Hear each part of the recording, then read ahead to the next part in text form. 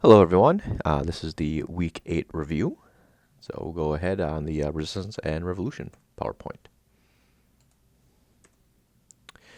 So PowerPoint question number one: In what ways may the interests and goals of the varying regions and colonies have been different? And I think it's important to remember when you're talking about the beginning of the American Revolution that the colonies themselves really had not had this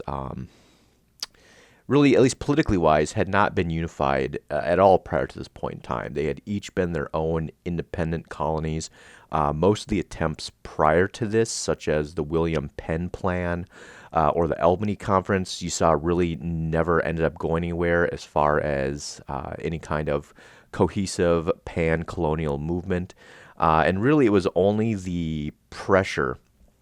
through the taxation and the problems with Great Britain, which really led to the Continental Congress and the formation of trying to bring a lot of these kind of competing interests as far as economics, as far as the population in each colony was very different depending on the amount of where their background was, the amount of people who were from Great Britain, the amount of people who were from these other places where they'd immigrated from, the number of enslaved Africans in each colony played a portion in the goals and the interests of these various colonies. And that, to a large degree, they sometimes had some very different interests. If you're talking about economically, if you're talking about socially, if you're talking about politically, and that there wasn't a long track record of cooperation between the various colonies going into the conflict or going into the war, and that really, in a very short amount of time, the various colonies had, through the representatives, had to kind of come together,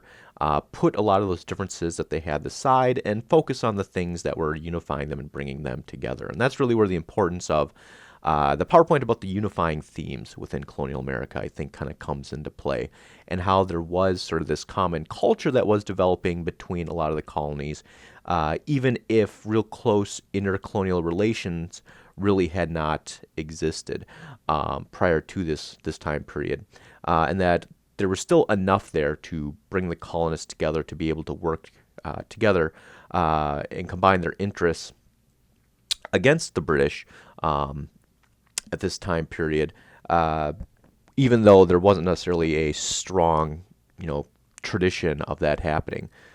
So a pretty interesting aspect of that, what they were able to achieve during this time period, just in the period of being able to kind of put a lot of these differences off to the side and being able to unify around one common goal. Of course, when we're talking about this, we're only talking, of course, about the patriots and the revolutionaries, the people who wanted to separate from Great Britain. The PowerPoint goes on to explain that there are large portions of the population who were not going to be well served with separation from Great Britain, or who were very much opposed to separation from Great Britain in the form of the Loyalists and so forth. So that really this cooperation being held really on the side of the patriots and the revolutionaries themselves. PowerPoint question number two: In what ways has our interpretation of the Declaration of Independence changed over time? A lot of people had very, very good answers to this, really pointing out how, as time has gone on, we've created a much broader definition of the Declaration of Independence, and this idea that all men, or eventually, as today we pretty much interpret it as all humans, or all people, are created equal and are endowed with these certain unalienable rights. Today, I think that idea has really become defined in our idea of human rights, what we talk about and perceive today, and that those apply to, of course, a much broader range than was originally intended in the Declaration of Independence. But really, a lot of the ideology presented throughout the Enlightenment period, picked up in the Revolution and used to justify the Revolution, and to express the justification for separation from Great Britain, as well as justifications then for the creation of a new nation after the war. That a lot of these were ideas that had a much longer life and eventually would kind of take on a life of their own, much larger, much broader than the way that the original founders of the Declaration of Independence of the country, of the Constitution, would originally have wanted or meant them to have been portrayed. And certainly the ideas of rights, freedom, and equality is kind of central to this. As the PowerPoint pointed out, that the same people who were signing the Declaration of Independence, many of them were slave owners. Of course, a very small percentage of people at this point in time thought that the same kind of human rights and political rights should apply to women as well as men, and that really it's only been each generation has come along, has kind of reinterpreted the Declaration of Independence and what it means and who it should apply to, and that really the range of peoples, genders, races, and so forth has increased over time. And that's, I think, something important to think about at this point in time. How even though it's still the American creed, it's important to note that it wasn't perfect when it was first articulated or created, and it was made in a very different intention than what we interpret it today. And also, I think it's important to note that a lot of people would probably argue that, it hasn't been fulfilled even to this day, that there is still plenty of people who'd say that this American creed is not being fulfilled, that there are plenty of people, populations, and groups out there who are not being created equal and who do not have the same access to life, liberty, peace, property, happiness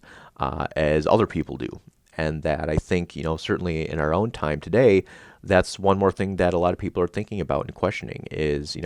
we've come a long way, but a lot of people would still very much argue that there is a much longer way to go. And as opposed to being discouraged by that, I think that's still, a pretty powerful statement. The fact that even though we might not be 100% where we eventually want to go, some progress has been made, but it's a continual process. All right, do you notice any similarities between the strategy of the Revolutionary Army and other historical examples of revolutionary forces facing overwhelming odds? A lot of people did a good job of presenting examples we've already talked about in class, talking about, the process of American Indians fighting back against colonial Europeans, and so forth. I think really if you look forward, you can find some pretty interesting examples. For example, if you look at the revolution under Toussaint in Haiti against the French, that revolution really very much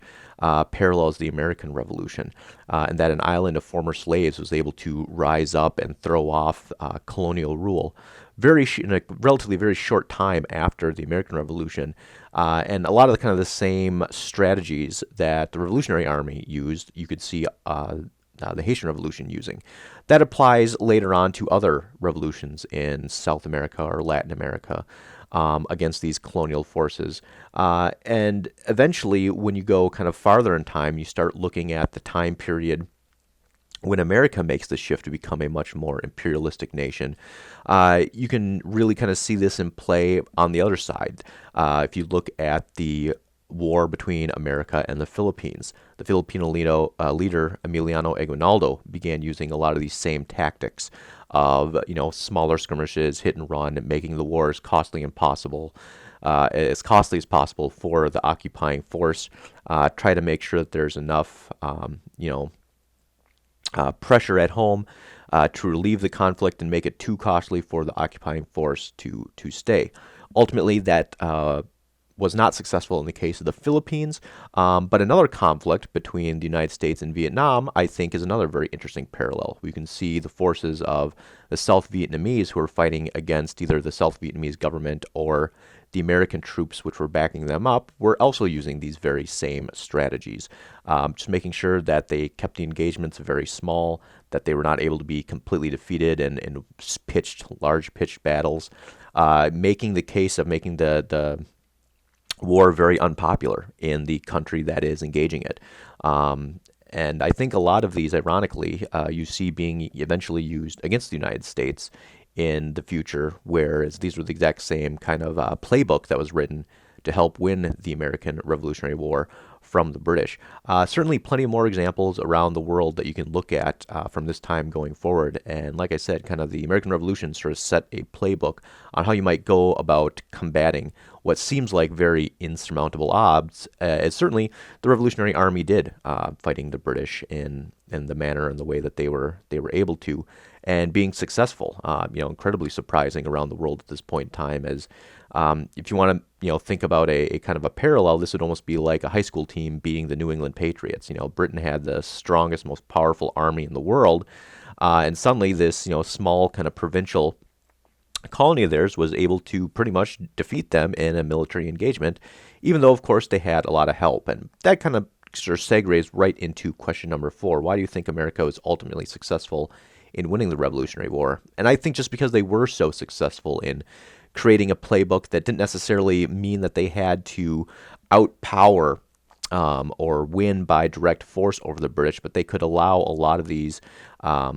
other aspects to come in and aid them. And as long as the main American forces under Washington did not lose, as long as they kept pushing the war forward, it only increased their chances of winning. The very fact that it became very costly for the British, who after, the 7 Years' War were very much cash strapped,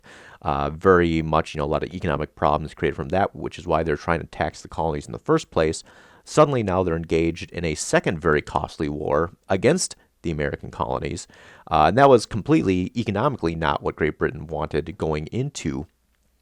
the entire time period that we're talking about.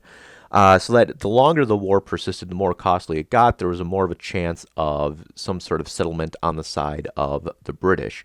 Also, the fact that winning a couple of key battles and bringing the French into the conflict, absolutely critical to winning the Revolutionary War. The fact that now it kind of legitimizes the United States or the American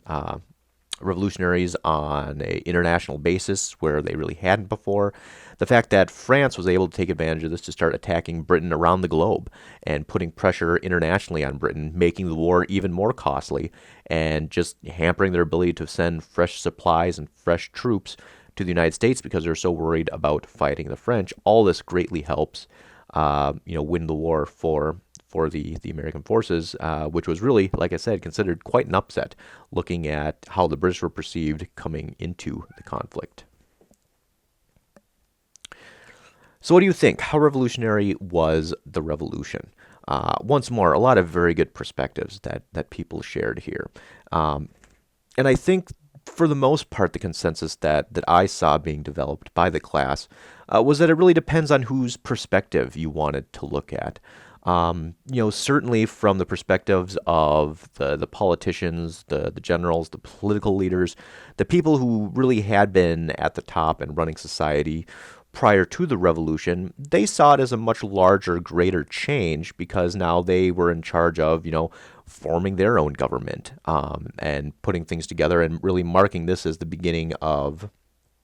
of the country from their perspective, and that, a lot had changed for the people who had sort of typically been on the top running the colonies. Now Britain was taken away from the equation. But I think a lot of people did a good job of pointing out that for large segments of the population, there wasn't a great change. That if you looked at the British involvement in the colonies prior to the Revolution, there wasn't really a lot of it in individual people's lives. That there were these governors who were, in charge in some of the colonies, working with more of the locally elected assemblies and so forth, but that the majority of the governance was on the side of the colonies themselves, and that these were being run by the same kind of aristocratic elite group who had been running them for, over 100 years at this point in time. So that really, if you look at a lot of the other groups within society, there really wasn't a drastic change throughout this time period. Although a lot of people did a great job of saying sort of how the revolution set a lot of precedents, which were eventually going to lead to some of these changes. We talked a lot earlier about the power of the American creed and the idea of the Declaration of Independence and how those ideas became much more widespread as time goes on. Same thing happens with participation in this new government. Obviously, if you're not going to be able to participate in this new government which is forming, it's going to have a much smaller impact and effect on your life than if you are. And because very early on that participation was still relatively limited, it meant that the people who were going to see this as a revolutionary change was going to be much smaller during this time period. Of course, people who were able to partake and participate in the creation of this new nation would have seen things relatively differently. But I think it's very important when looking back to realize that the revolution really served the interests of a relatively small portion of the society at the time, and that for large portions of society, either there was very little change in their daily lives or their interests, or things actually ended up getting worse for them. In the case of American Indians and Black Americans, certainly found a much more difficult time moving forward after the revolution, as if perhaps the Britain had one. Of course, that gets kind of into speculation as far as how things would have played out if Britain had continued to have a presence in the American colonies. But certainly the effects immediately after the revolution would have been felt by a much smaller portion of the population than I think people generally realize when you're talking about the Revolutionary War period. And of course, once it comes down to writing a new constitution, we'll talk a little bit next week about the Articles of Confederation and the process in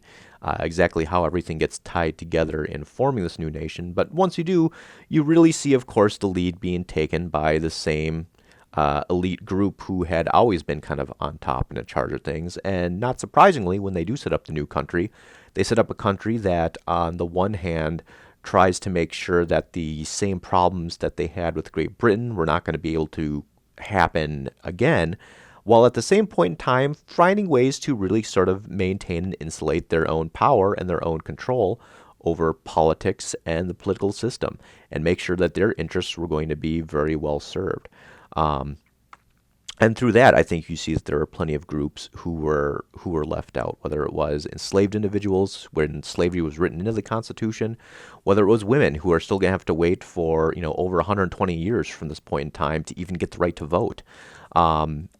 to the American Indian groups who are going to increasingly from this time period on see their land continuously being put under assault and under pressure to sell, and increasingly you see American Indian groups being pushed farther and farther west. So a lot of things to keep in mind and think about, and as easy it is to just kind of view this time period as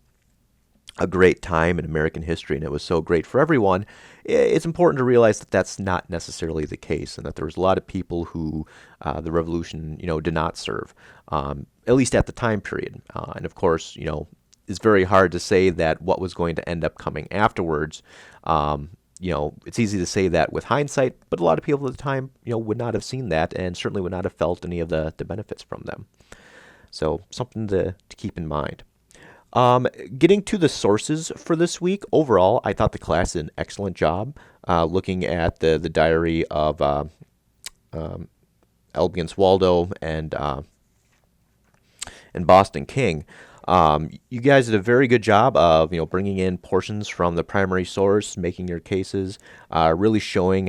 the tough time that soldiers were having at Valley Forge, the real harrowing experiences and the contrast that Waldo was able to see between kind of the civilian life and the soldier life, and how there wasn't necessarily the support and the respect being shown towards the soldiers who were suffering through this that there probably should have been. And certainly, lamenting the fact that he was having to live and operate under such harsh and extreme conditions. Very similar with Boston King. A lot of people did a great job bringing in examples from his memoirs, kind of showing the journey really that he took, but all really the reasons why he decided to side with the British and how that was really helping and serving his and his family's best interest at this point in time, much more so than if he would have stayed obviously a slave under his former owner, or going back to the United States after the conflict. He probably would have been much better siding with Great Britain and going with the British. And once more, kind of back to talking about part one, question number 5, how revolutionary was the revolution and whose interest did it serve? Certainly you can kind of make the point using King's memoir here that he would have been in that portion of the population who would not have seen the revolution as a good or positive thing, and except for the fact that it kind of allowed him the opportunity of being able to escape and get away from from the American colonies. All right, well, those are all the thoughts I have for this week. Like I said, overall, very good job, and I will have a good break coming up here, and I'll see you all next week.